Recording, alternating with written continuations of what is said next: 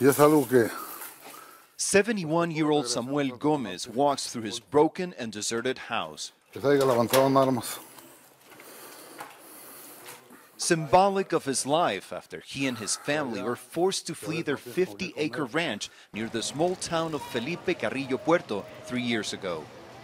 Gomez was a victim of the Knights Templar, a ruthless drug cartel in Mexico's Michoacan state. He was forced to pay ever-increasing protection money for the cattle he raised and the limes he grew. But when the cartel tried to take his land, he knew it was time to leave. Este rancho me gusta, me lo vendes o me lo vende la viuda. They would tell us, you either sell it to me or I will buy it from your widow, he says. He wasn't the only one living in fear. Nos mataron gente. They killed our people, they raped our young women, and they did as they pleased, he says. Hipólito Mora was among the first to fight back. The 58-year-old farmer led a self-proclaimed group of vigilantes that forced the drug cartel out of their town last April.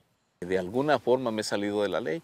I know I'm operating outside of the law, he says, but I'm doing it for my family just like every other man in this movement.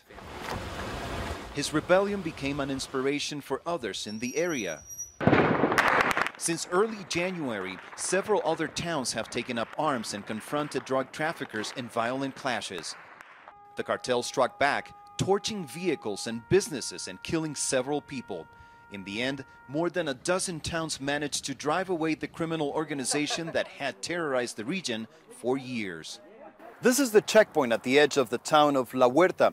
It's just like many others in towns throughout the region, where vigilante groups control access, letting townspeople in and out, while hoping to keep the cartels from getting back in. They are young and old, farmers and laborers, and even some migrants who have returned from the United States to reclaim what used to belong to their families. This man, who wants to be called Juan, used to live in North Carolina.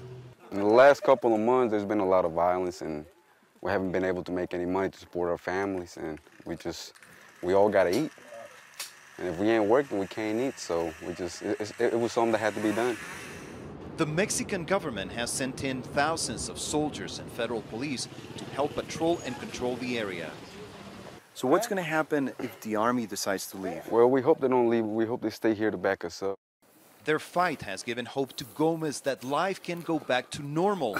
He knows that there are no guarantees the cartel won't try to come back, but this time, he says, he and the vigilantes won't give up. Matamos a todos. They would have to kill us all because we're all going to fight, he says, not only for our lands, but more importantly, for our families. Rafael Romo, CNN, Felipe Carrillo, Puerto, Mexico.